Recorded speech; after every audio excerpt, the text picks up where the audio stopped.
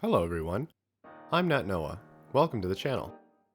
Originally, my plan for this channel was for a scale modeling focus with an emphasis on me being a total beginner. However, I don't currently have a setup that allows for me to make models due to limited space and the highly toxic fumes that would surely reduce my lifespan even further. Yes, I do have a fume hood, and no, it does not do a good enough job. Perhaps one day I'll live in a space that allows for the seclusion that our weird little hobby requires, or maybe a shed in the backyard. But let's be real, a shed in this economy? In the meantime, I thought it'd be fun to analyze the history of a scale modeling company. And if that doesn't sound like a real humdinger of a time, then I don't know what does. Now, if I asked you which company was the most prolific, most well-renowned, well-liked, well-weld scale model company in the business, what would you say? And pretend I asked you before you saw the title and thumbnail of this video. Yes, that's correct! It's Tamiya! Now, there's a wealth of information about Tamiya available online. However, a lot of it is in Japanese, and as I'm sure you can tell, I am not Japanese, and I do not speak or read Japanese. While researching this video, I hit many brick walls made of dense Japanese text that I couldn't read. And behind those walls were veritable gold mines of highly relevant, juicy, and valuable information for this video. Now, the built-in Google Translate option can only do so much. But I did realize that the Japanese wiki page for Tamiya was significantly more detailed than the English page. It also led me to this book, Master Modeler, Creating the Tamiya Style. Now, this book originally was written in Japanese. However, it was translated and released in the West, but it is not easy to find. And I've also heard from my friend who is not me in Minecraft that this book is not easy to find on the 7 Seas either. I was eventually able to purchase the book through a shady Amazon posting from a less than reputable seller for 90 of my hard-earned Canadian dollars. I wanted to make this video so bad that I eschewed my moral code of never buying anything from Amazon ever. And in the nearly 6 weeks that it took to arrive, I grew less and less confident that my $90 that I sent to Rare Waves Incorporated would deliver me the tome that I so desperately needed for my silly YouTube video. Now listen, I'm not going to make it a more thrilling story than it is. Eventually the book arrived and in great shape, so here we are. This book, written by Shunsaku Tamiya, son of the original founder of Tamiya Shoji & Co., Yoshio Tamiya, is an autobiographical recounting of the history of Tamiya. Through the eyes of one of the most influential people in Tamiya's development, we hear stories not found on any lowly wiki page. I went into this book not expecting anything very special.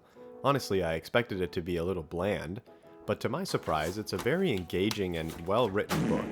It is a conversational tone, almost as if the prose is just a collection of conversations that Shunsaku has had with you over the course of a friendship. I'm not sure if this is due to the, by all accounts, very good translation by Giles Murray, or if Shunsaku just wrote it that way, but I have to assume it's a little of column A and a little of column B. This video is now a book review for Master Modeler. I found it difficult to put the book down, and overall, really enjoyed it. Would I recommend you spend $90 to a dubious Amazon seller to acquire it? Not even a little bit. I would rate this book a solid 8 out of 10 lumber mill fires, and viewers who return to this video are going to love that little reference. Now, dear viewer, it is not lost on me that I am another white dude on YouTube making a video on something from Japan. Not the most original video category out there. However, I endeavor to make this video, if not interesting, then very long and thorough. And I will add anime sounds at random intervals to keep people engaged.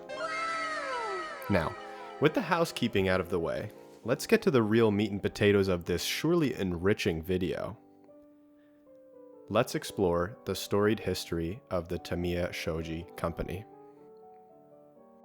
First, we must go way back to 1942.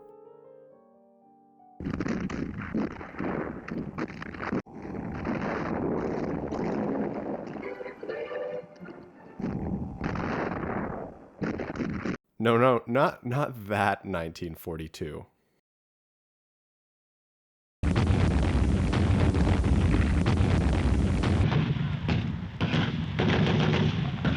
That's more like it. At this time, Shunsaku was 8 years old and a student in elementary school.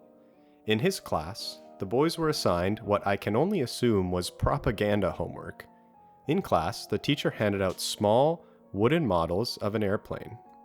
Really, it was a glider comprised of a scarce few materials, some cedar for the fuselage, bamboo for the wing frame, and thin paper for the wing surface. It is important to note that models before 1950 were made predominantly of wood and were a much more laboriously physical hobby to undertake than they are now. Using woods like Japanese cypress, magnolia, and katsura, which were originally used for woodblock prints due to their ease of carving, models, mostly of warships, consisted of hulls that were roughly shaped by the manufacturer and some wooden blocks thrown in that the hobbyist would use a penknife or lathe to shape in the various bits and pieces of a ship. The manufacturers were in no way looking for accuracy in their models. The accuracy came from the person who was assembling the model. The instructions were also a rather perfunctory addition to the model and were of little help. Shunsaku says they gave you anemic encouragements like, "Let's work hard to get this model done," whatever that's supposed to mean. Today, my personal, completely uninformed perception is that the majority of modelers do not build motorized vehicles. Please be sure to leave an angry comment if you do. However, in Japan, at the time, motorized models, especially warships, were all the rage, with people building and racing them in ponds and pools and the like. The process was long and not intuitive and included shaping the hull and blocks to actually resemble what you were building, gluing everything, giving it an undercoat, waiting a week for it to dry, smoothing it all down, painting it, and also incorporating a motor. Not an easy task for children, who Shunsaku claims would be sure to produce a grotesque jumble of ill-fitting pieces and bits. And he did not have to go so hard at describing my models as well.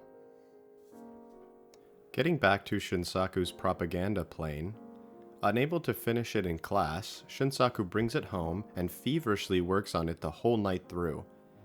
After successfully bending the first piece of bamboo for the wing frame, he was rather chuffed with himself and carelessly snapped the next one, meaning he had to beg his mom to give him money so he could buy a new piece of bamboo from the local model store.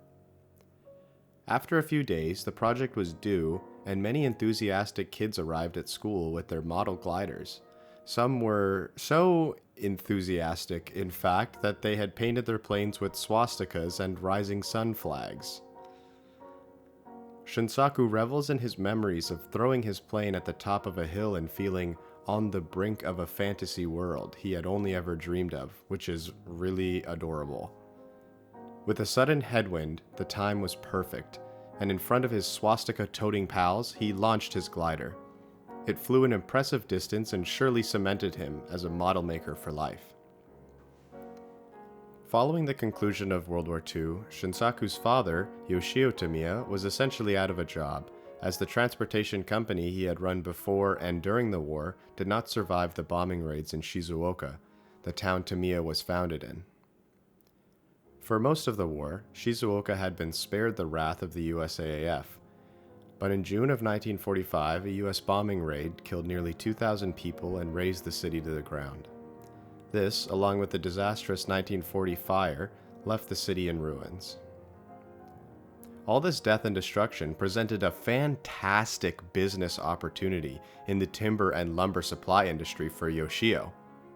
In May of 1946, Yoshio started the Tamiya Shoji and Company, or Tamiya Commerce Company. Unfortunately, Yoshio wasn't a fantastic businessman due to his inexperience with the industry, and the company struggled. He needed to find other avenues to increase the company's revenue and decided on selling leftover cedar to model manufacturing companies who needed it. Since model building was still in the school curriculum, which I reiterate is kind of bonkers, the demand was strong. In 1947, the company expanded into woodworking and crafting, starting the division which would eventually grow into the company that we all know and love today. Tamiya started out with wooden savings boxes and bookends, and is now making incredibly accurate plastic scale models of highly classified military vehicles. A then family friend who was a warship foamer, shiphead, boat boy. Leave a comment down below for engagement with what the name for a warship head is. Anyway, a warship enjoyer friend drew up some plans for a model warship at the request of Yoshio, and just like that, Tamiya started producing model battleships and gliders. Things were really looking up for the old Tamiya show. The sawmill burned down. In 1951, an electrical fault started a fire that burned down the factory, office, logs, and sawmill. The fire was so intense that the Tamiya family could see the flames jetting into the air from 2.5 miles away. Not one to let a little fire get them down, 3 months later, Tamiya managed to get their production line back off the ground, however at a severely hampered rate. They took on a great deal of debt, and as a result, couldn't procure large amounts of timber all at once. Due to this, in June of 1953, the company transitioned entirely to wooden model manufacturing and halted its timber and lumber supply. This proved to be a good move. Sometime between 1951 and 58, Yoshio sent Shunsaku to university in Tokyo and agreed to pay for his tuition on one condition.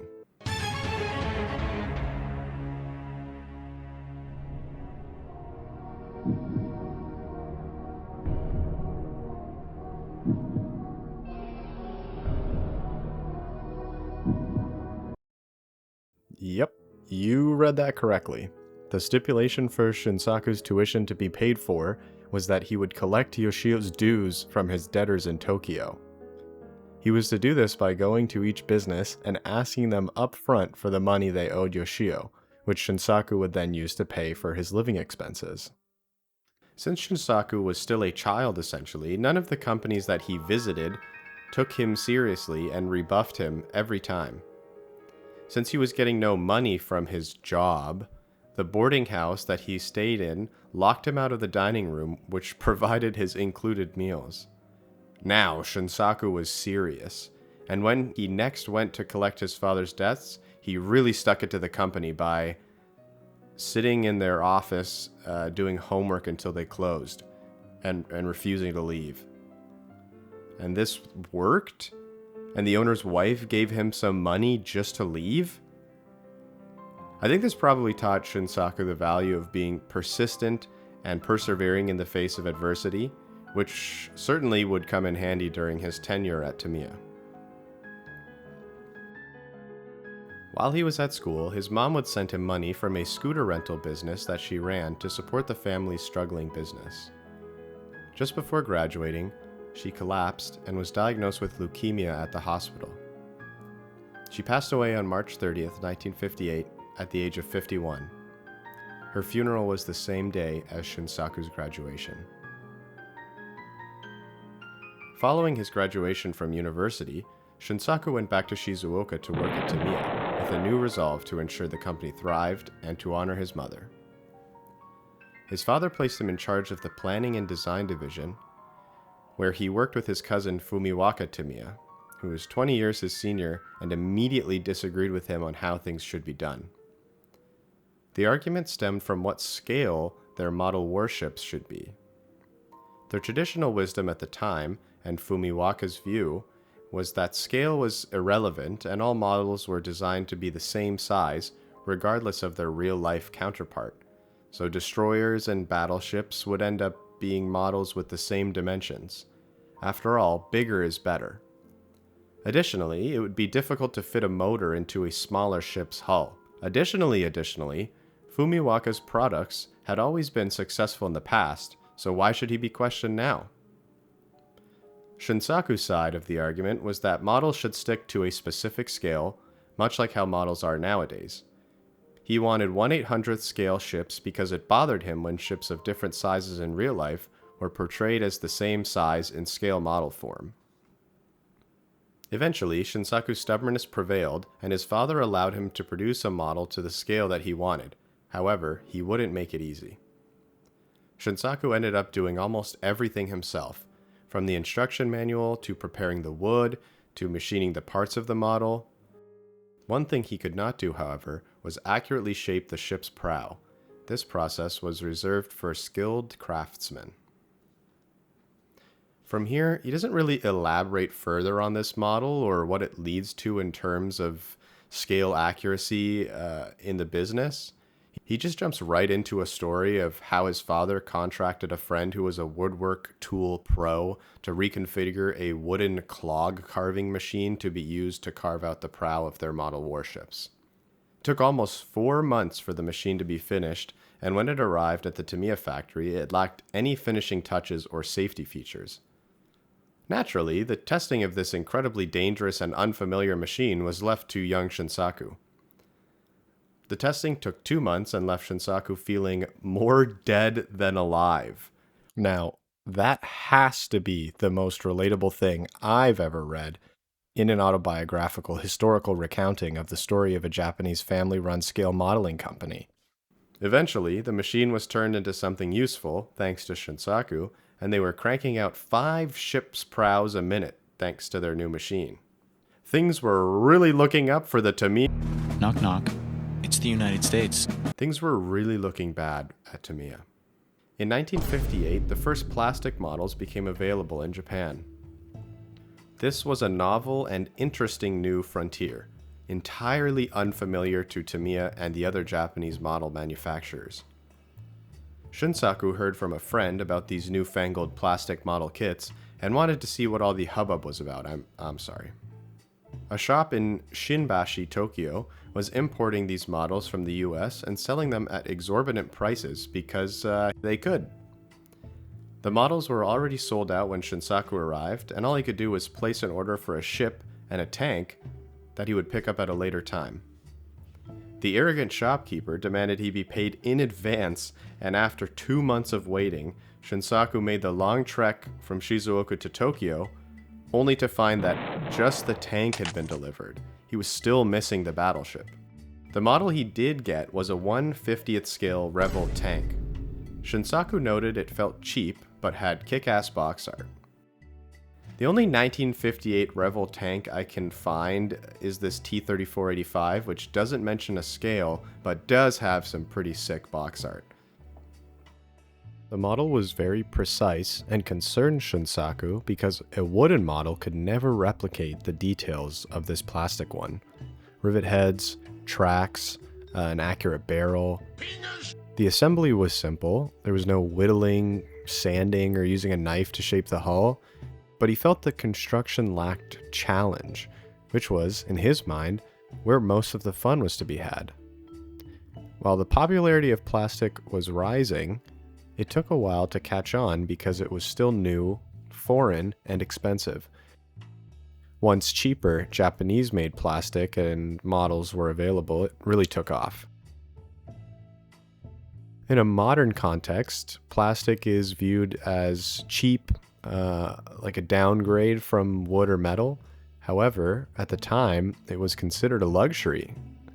Once the trend in consumers began to shift from wood to plastic, Japanese companies followed suit. Shunsaku saw this seismic shift in the market and wanted to do the same. However, it wouldn't be an easy undertaking. Switching to plastic would mean throwing out their machinery and adopting new tools on top of their mounting debts. But their sales had already started plummeting, and their employees fled. The company went from 50 to 30 employees in a short time. Following the shuttering of 3 model companies in Shizuoka alone, Tamiya decided to make the switch to plastic in 1959 once his father Yoshio saw the writing on the wall. At the time, young boys were obsessed with war stories and war ships, and none more so than the Yamato and Musashi. What to base their first model on was an easy decision for Tamiya, the Musashi. Except in other publications, they claim it was the Yamato, and I can't really find a firm answer on which one it was, so yeah, that's life, I guess. Since they knew nothing about making a plastic model, they sought the advice of a plastic wholesaler who outlined the process. 1. Draw a detailed drawing. 2.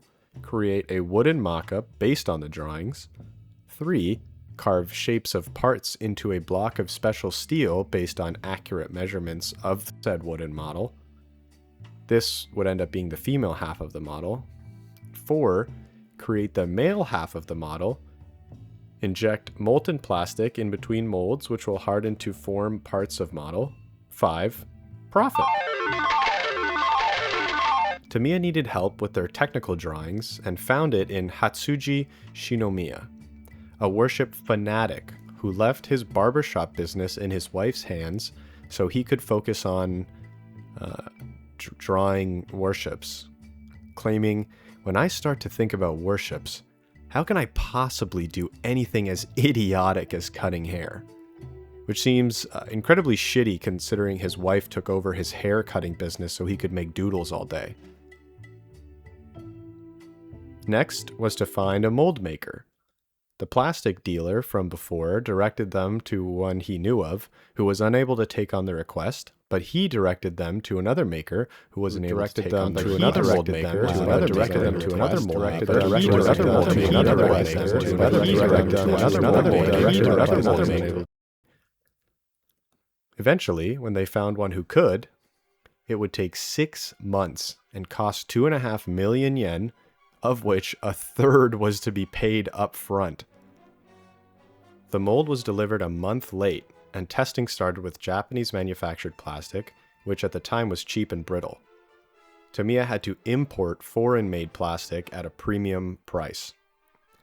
Finally, in 1960, after many delays and roadblocks, the 1/800th scale Musashi/Yamato/ I don't know at this point was ready to be released for 500 yen a pop.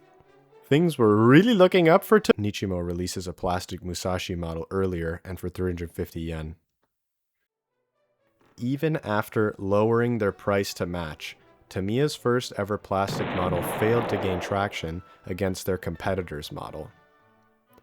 They tried to recoup some costs by releasing a Yamato/Musashi/ I still don't know model using the same mold because the warships were very similar, but that also failed.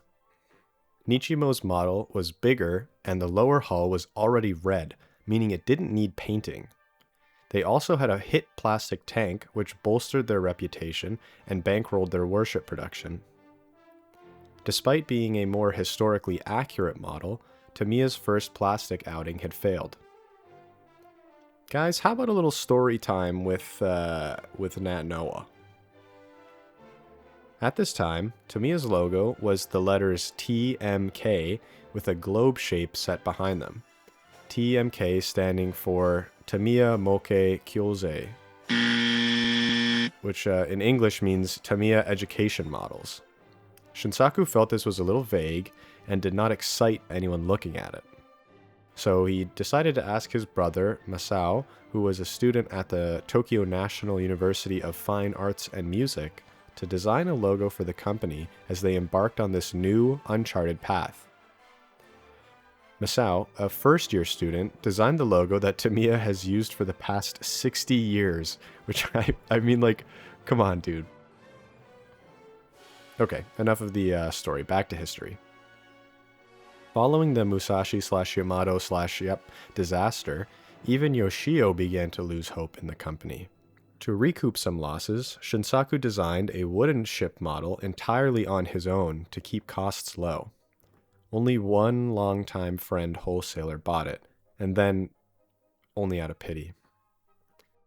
Tamiya even tried a styrofoam model to make some money, which also failed as the package felt so light when picked up, customers thought it was too cheap.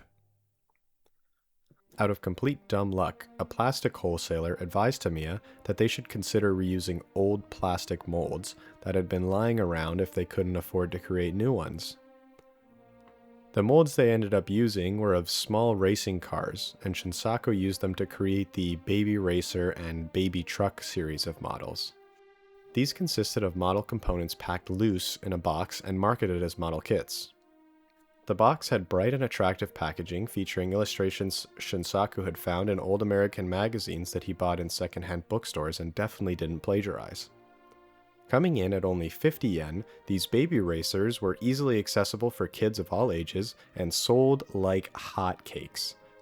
The kids could not get enough of these microplastic cars.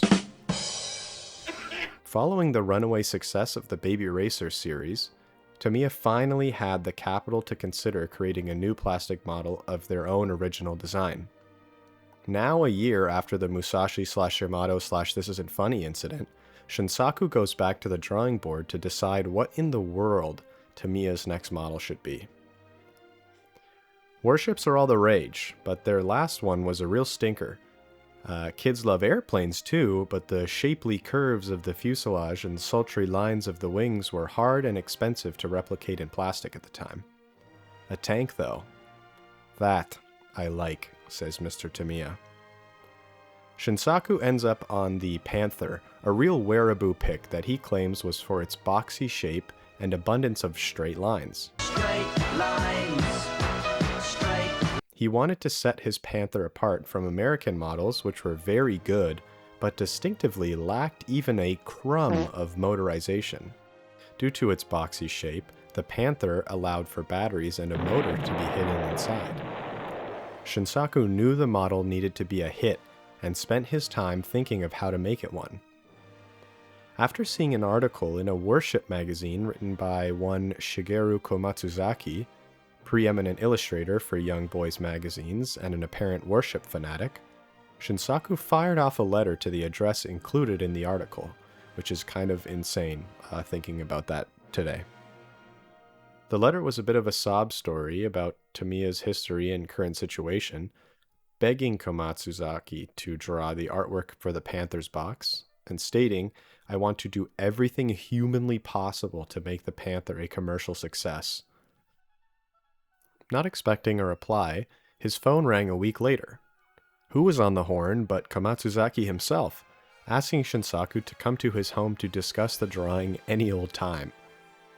When Shunsaku arrived, several editors in their fancy leather shoes were at Komatsuzaki's house to pick up or discuss his works.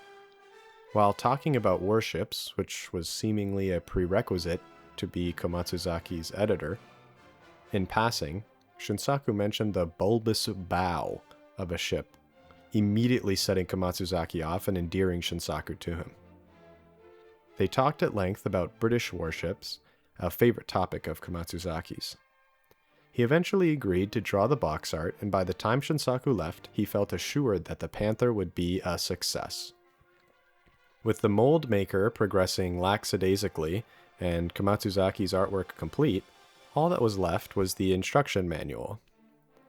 The contemporary American model manuals were very high quality in comparison to the Japanese ones, which eschewed helpful, concise, and simple directions in favor of something much bolder, being completely unusable and not even bothering to label parts with numbers. Shunsaku decided to follow the American style of manual. How to use plastic cement. The secret to successful model making is using glue properly. Use a small brush to apply the glue, always making sure that the glue does not spread beyond the surface you are going to stick. If you do apply too much glue and it overflows, don't brush it away with your hand because this will only make the area dirty and messy. Wait until the glue has dried. Only then should you scrape it off with either a knife or a file. How to apply decals. One at a time, place the decals on the backing paper in water. Leave them for about 10 seconds, then pick them up, jiggling them slightly to see whether the decals have separated from the backing paper. If they do not separate, then leave them to soak a little longer in the water. Be careful not to leave them in the water for too long, or the glue on the back of the decals will dissolve. Tamiya originally wanted to release the Panther in November of 1961 in order to get the Christmas rush crowd, but due to delays with the mold maker, they released it at the end of the year, managing to capture the New Year crowd. On December 30th, Shunsaku and the factory manager took it upon themselves to deliver the models to wholesalers in a beat-up old truck with no heating. They did this because all of their employees were off for the year due to the New Year celebrations. Since they had only one truckload of kits, wholesalers were upset at the lack of supply and had no idea what a Panther tank was, thinking Shunsaku was delivering a pants tank. Driving along in the freezing cold, Shunsaku and the factory manager passed jolly families heading to warm holiday gatherings while they cursed their rotten lot in life. However, relief was finally in the cards for the downtrodden Tamiya company. The Panther was a rousing success, spurring wholesalers to call Tamiya on the first working day of the new year to place new orders. A triumphant cheer erupted in the Tamiya offices, and they were on their way. With the orders pouring in, kids began to discover that their new Panther was the fastest motorized tank on the block. Word spread around the schoolyard that Tamiya's tank really runs. In actuality, the Panther's speed was just a stroke of luck due to better gear ratios in the motor than other manufacturers, unlike the real thing. Tamiya would organize races at local model shops for kids to try out their new toys and promote their products, which proved to be a great idea and a great success. 20 to 30 kids would race their tricked-out tanks with a crowd of jealous and soon-to-be-asking mom for model money onlookers cheering. These model tank competitions affirmed for Tamiya that kids loved motorized models, leading Shunsaku to develop more tanks from other countries in the same scale. After measuring the Panther, it just happened to be at a scale of 1/35. The scale was chosen simply because that was the size that allowed 2 Type B batteries to fit inside the hull. So the origin of the most widely used modeling scale was really a total fluke. The Panther's success allowed Tamiya to develop and launch several series of military models, further expanding their brand and cementing their name in the minds of kids who loved models. Among the series of tanks that Tamiya produced after the Panther was the World of Tanks series. The World Tank series, which were at a smaller scale and sold incredibly well despite their poor mechanical performance, which was a result of their small size and misaligned gears. At this time, around 1962, Shunsaku was the head of the planning division and was doing packaging designs, illustrating instructions manuals, taking advertisement photos, copywriting, taking the molds to the injection company, and bringing back the finished product. Clearly, Shunsaku had a lot on his plate and needed a little help. Luckily, his pal Komatsuzaki, the superstar illustrator from earlier, was about to come in to the rescue. Shunsaku made it a habit to visit Komatsuzaki in Tokyo on a weekly basis now that Komatsuzaki was illustrating their box top art regularly. On one of his trips, he met Yoshiyuki Takani and Shin Ueda, who were both huge fans of Komatsuzaki and eager to learn. Eventually, these two would also be artists commissioned by Tamiya to create their box art. Shunsaku fondly recalls how Komatsuzaki would call Shin to his room and give him his allowance, as Shin was somewhat of an apprentice to Komatsuzaki. He also recounts a time when Komatsuzaki and Takani got into a heated spat over which battleship would win, the HMS King George V or the Yamato. The argument got so intense that Takani proclaimed he could no longer regard Komatsuzaki as his honored teacher due to their War Thunder forum-level argument. Komatsuzaki also introduced Shunsaku to the first of Tamiya's in-house artists for box art, Masami Onishi. As Tamiya grew, it became increasingly impractical for the company to rely on commissioned artists like Komatsuzaki for their important art pieces. Often these artists would hand in their art late and delay the release of kits, much like the mold makers did. To remedy this, Tamiya opened an in-house art department, of which Onishi was the first member. Tamiya would, similarly, start an in-house mold-making department, which we will discuss on a later date. On top of Onishi, Ueda, and Takani, Komatsuzaki introduced two other people to Shunsaku who would become influential in Tamiya's development. Kenjiro Hashimoto is introduced by Komatsuzaki with the following quote: "There's a chap who comes around here to sell me models he's built himself from scratch. He's pretty skillful. He spent loads of his company's money on his hobby and got fired. Now he's living like a pimp, being supported by the bar hostess he lives with. It's a waste to have a talented fellow like that hanging around with nothing to do. Why not try him out at Tamiya?" After hearing that this man embezzled company funds to support his hobby addiction, Shunsaku made the completely reasonable decision to hire him on the spot after seeing his impressive modeling work. Using his modeling prowess, Hashimoto would go on to design Tamiya's first plastic aircraft, the Zero, which we'll talk about in a sec. Tairoku Nagakura, who was recommended by and a distant relative of Komatsuzaki, became Shunsaku's right-hand man and played an instrumental role in making the mini four-wheel drive series the success that it is, which the Wikipedia article for the mini four-wheel drive is infinitely longer than the Wikipedia article for the entire Tamiya Corporation, so I don't know if I'm gonna really do a bang-up job discussing mini four-wheel drive, especially since it's not my cup of tea. So we'll see how that turns out in the future. Eventually, Nagakura would become the head of the planning department and was indispensable according to Shunsaku. Thanks to Komatsuzaki, the planning division was beginning to take shape. Shunsaku Could finally offload some of the responsibilities that he had been shouldering almost entirely on his own. With Tamiya's plastic model line growing nicely since the success of the Panther and the following military model series, the company set their sights on airplanes, whose sultry curves has since eluded their injection molding machines. The obvious first choice was the Zero, the famous Japanese fighter of World War II which you should always turn fight with no matter what.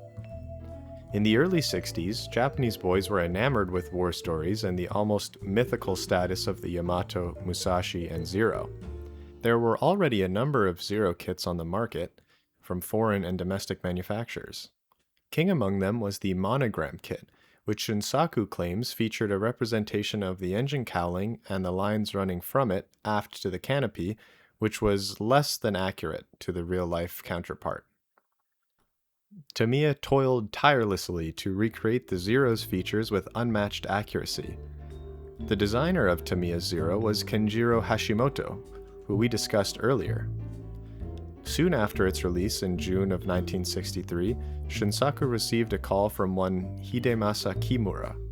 Kimura was an aeronautical engineer who studied with Jiro Horikoshi, the designer of the real-life Zero.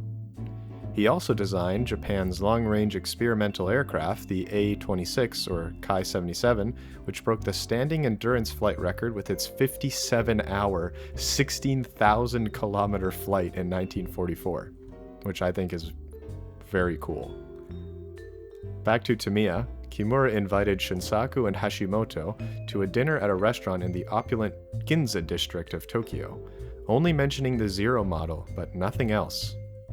With their tails between their legs, the two walked into the private room and were met with Kimura and the president of a leading big pharma company, as well as the president of a large bakery chain. Instead of the dressing down Shunsaku expected, the three prestigious men proceeded to shower the duo with praise for their incredible Zero model. Fueled by this encouragement, Tamiya continued to release smash-hit aircraft models with their 148th Aircraft and Masterpiece series, like the Hawker Siddeley Harrier from 1971 or the Fairy Swordfish from 1999. That's a wrap for this first installment of my series on the history of Tamiya. I sincerely hope you've enjoyed it this far. I've put a really good chunk of time into this video and I can't wait to get started on the next part. In that video, we'll discuss Tamiya's foray into their in-house mold-making division, the real-life research they put into their models, and much more. I hope you'll come back once I've got that video done. I'd also like to emphasize that I used zero, zilch, none, no AI in the making, research, or writing of this video. You have my word that I will never use any AI in any part of my videos, and if I mistakenly do, please tell me, and I'll do my best to remove it. I would also be remiss if I didn't talk about the passing of Shunsaku Tamiya.